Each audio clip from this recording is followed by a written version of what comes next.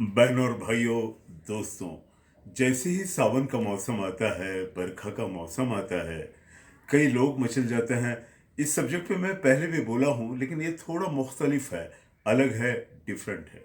जी हाँ बहनों और भाइयों, इसमें नौजवान, जी हाँ college going boys and girls, ज़्यादा बहकते मचलते और लहकते हैं।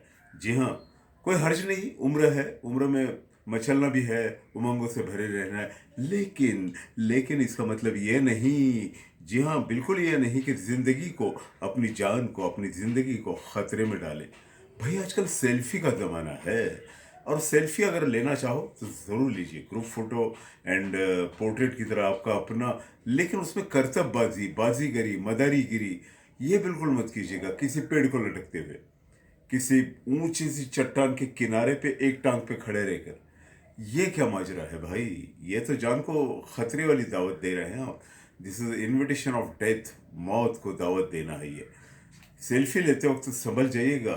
एक भी कदम डगमगाया और किसी गहरी खाई में गिर गए, या गहरे समंदर में गिर गए, या गहरे पुल के नीचे गिर गए, क्या हशर होगा? अब अंदाजा लगाइए।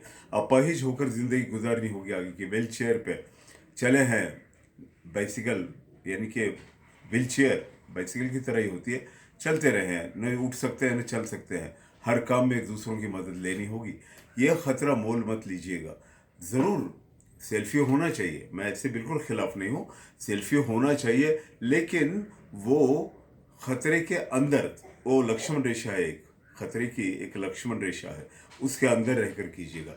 न चट्टान के किनारे पे एक टांग पे खड़े रहकर, पेड़ को लटकते हुए, पुल के नीचे 50 लोग पीठ पे लेकर, मोटर बाइक पे 8-10 लोग बैठकर, ये करतबबाजी, मदारीगिरी, बाजीगिरी छोड़ दीजिए।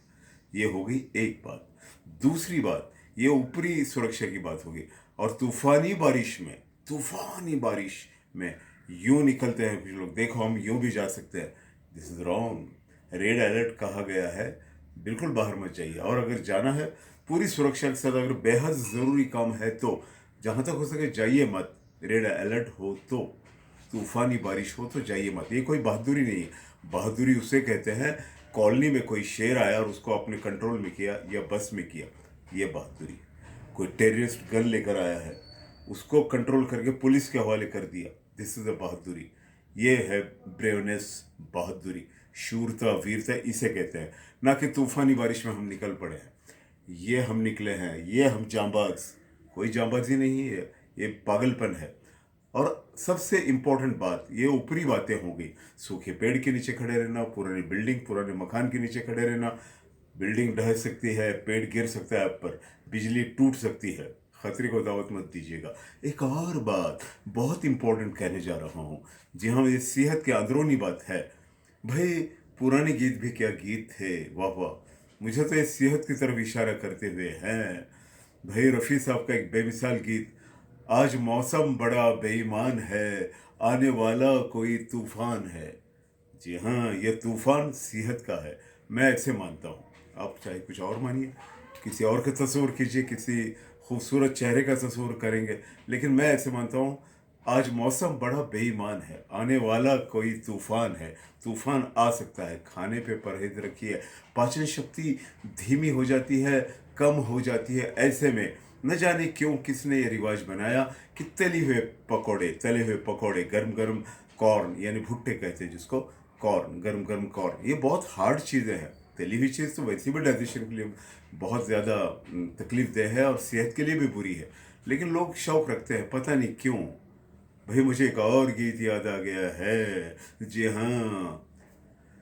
अगर सावन के महीने में, बरखा के महीने में, रिमझिम फुहारों में, बारिश के मौसम में तले हुए पकोड़े, गरम गरम भुट्टे और कहीं समोसे खाए जा रहे हों, तो पेट की हालत मुकेश जी के उस गीत की तरह होगी, डम डम डिगा डिगा। जी हाँ, डम डम डिगा डिगा, मौसम भीगा भीगा, डम डम डिगा डिगा, मौसम भीगा हुआ।